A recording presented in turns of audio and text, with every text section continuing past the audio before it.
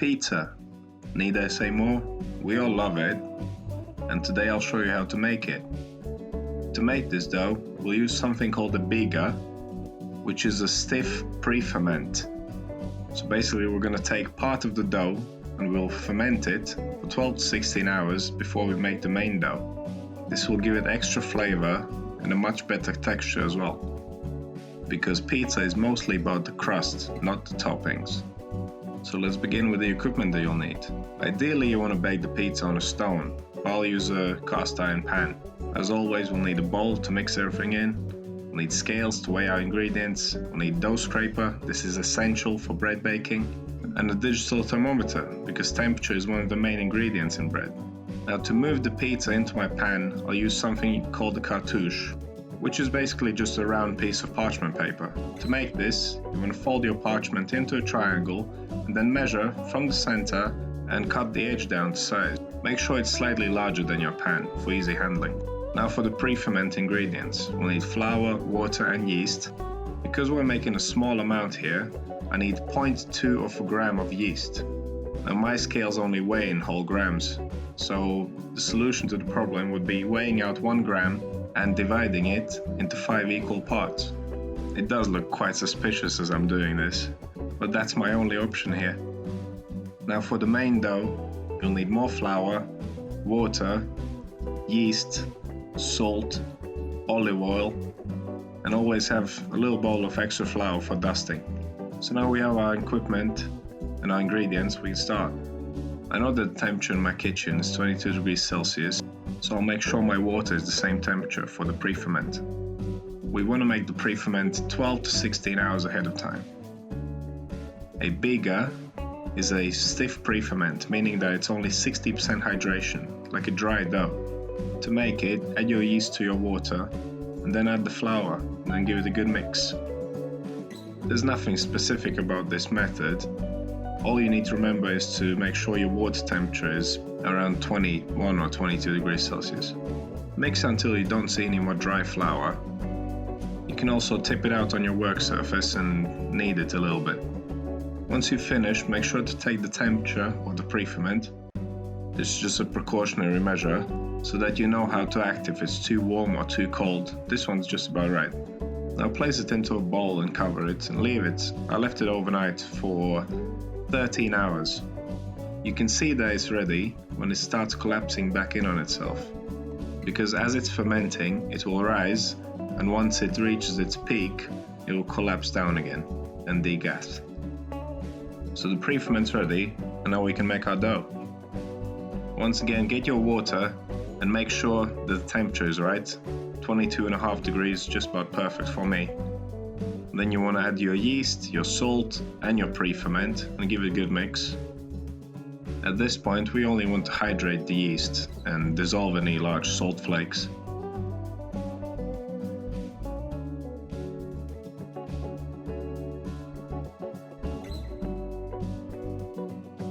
And now we can add our flour.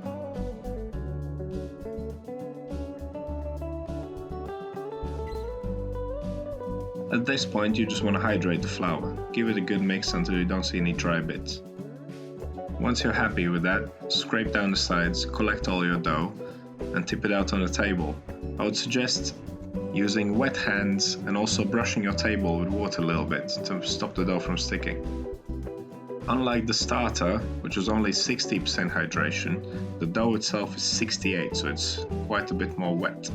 That means that we'll have to use a stretch and fold method to knead the dough to develop the gluten. If you would knead the dough in the traditional way, it would stick to your hands and to the table. This is the method that you want to use when you're making high hydration breads like focaccia, ciabatta or pizza dough. But it's quite easy to do, let me demonstrate. Make sure your hands are wet but not dripping with water, and then pick up the dough, place it on the table and stretch it towards yourself and flip it over itself. And when you pick it up from one side. You're stretching it, folding it and layering it at the same time. Now I'm not gonna lie, this will take a while. You want to do this for about 300 times I reckon. It might sound like a big number, but it won't take you more than 10 to 15 minutes. This recipe is actually quite similar to the focaccia and ciabatta recipes I did, which I will link in the top right corner here.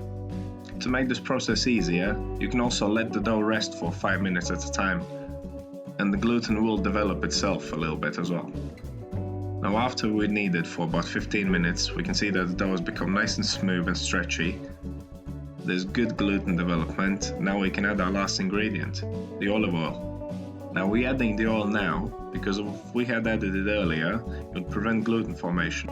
It becomes a lot harder to develop the gluten in a dough if you add the fat straight at the beginning, because fats like oil coat the individual flour particles, preventing gluten formation. So to work in the oil, just spread it all over, dimple it in with your fingertips, and then fold the dough over. Make sure to encase the oil inside. This will make it easier to work it later on. And once you've done that, you can do some more stretch and folds until the oil is nice and incorporated and the dough becomes nice and smooth again. This shouldn't take more than 5 minutes. And once you've done that, that's it, the hard part is over. We can start proofing our dough. Collect it all up, place it in your bowl, and always make sure to take the temperature of your dough once you've finished kneading it. This will give you a good indication of what to do next. My dough is around 22.5 degrees Celsius, which is what I was aiming for. So I'll cover it and proof it for 30 minutes.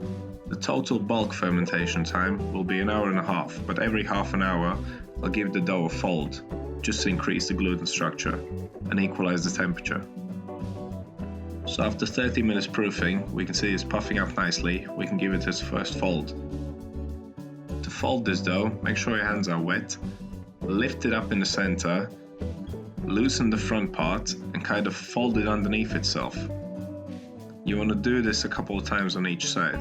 This is called a coil fold. It's like you are rolling it up. Make sure to keep the smooth side up, facing upwards at all times. You will notice that after a couple of folds, the dough will keep its shape much better after proofing. So first fold done, we can cover it up again and leave it to proof for another 30 minutes.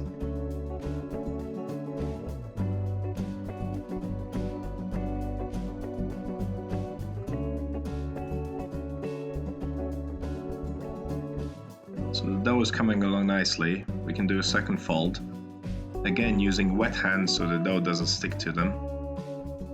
Repeat as before, lift it up and roll it underneath itself. The more folds you do, the lighter you want to do them. You don't want to handle the dough roughly because you'll squeeze out all the fermentation gases. You can see that it's puffed up nicely. Now it's ready for the final part of bulk proof, another 30 minutes.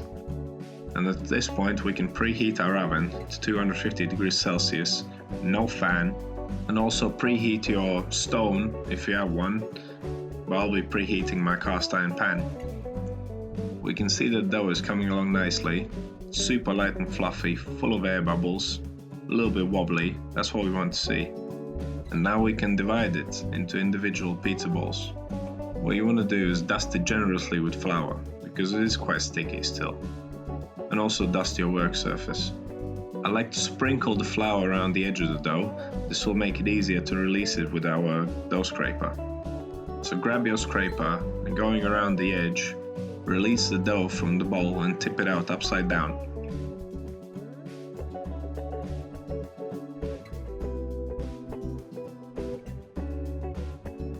Make sure to flour the bottom of the dough as well. This will prevent it from sticking to your scraper whilst you're trying to divide it. But don't go too crazy with the flour, you don't want to add any raw flour to the dough. Dust it lightly and then add more if you need to.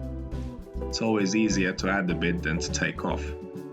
Now if using scales, always dust the scale as well, otherwise it will stick.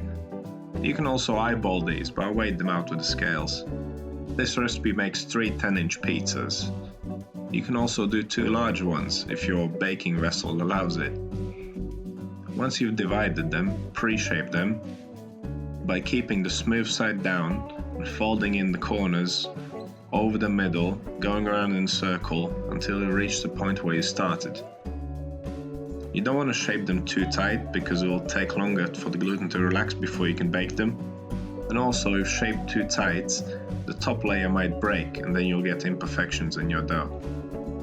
Just want a nice round ball with a little bit of surface tension.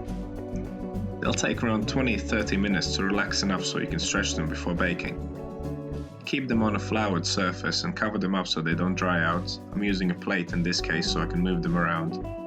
Sprinkle some flour on the dough as well so the cling film doesn't stick to it. And leave a couple of inches of space in between them so they don't spread out and stick to each other. So now you have two choices. You either wait 20-30 minutes and bake them straight away, or you can keep them in your fridge for up to 12 hours. Now if you're keeping them in the fridge, make sure to take them out about 20 minutes before baking so that they relax a little bit and warm up so they'll be easier to stretch out. But I'll be baking them straight away. So these look about ready now.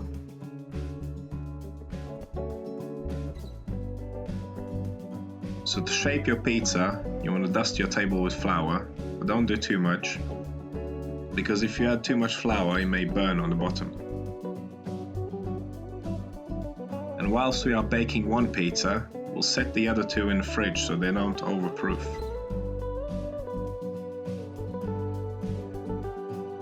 One thing you should never do when making pizza is use a rolling pin.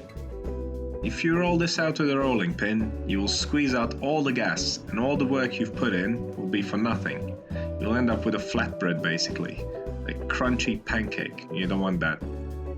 So to shape the pizza, using your lightest touch and your fingertips, just press it down, going around in a circle. You don't want to press the edges too much because you want that crust.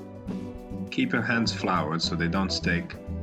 You can also pick it up by the edge and kind of using its own weight, turn it around in a circle and it will stretch.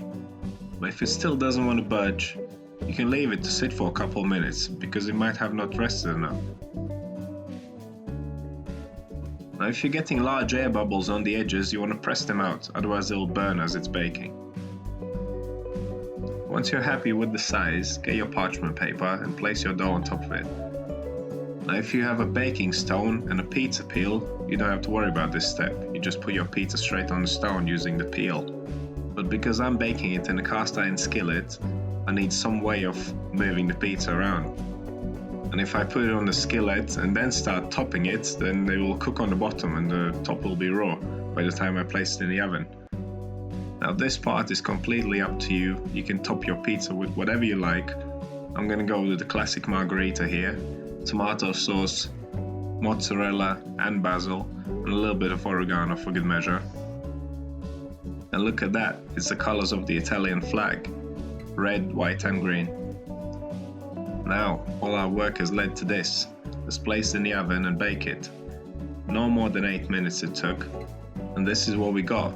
A beautiful little homemade pizza. What I like to do at this point is just tear on a few more leaves of basil. I would suggest letting it cool down a couple of minutes and then dig in. The bottom should be nice and thin and crispy, and the crust should be puffy and full of bubbles. And as always, if you got any questions, write them down in comments. And if you want to see more videos like this, subscribe because I'll be posting every Wednesday. Thanks for watching, and I'll see you in the next one.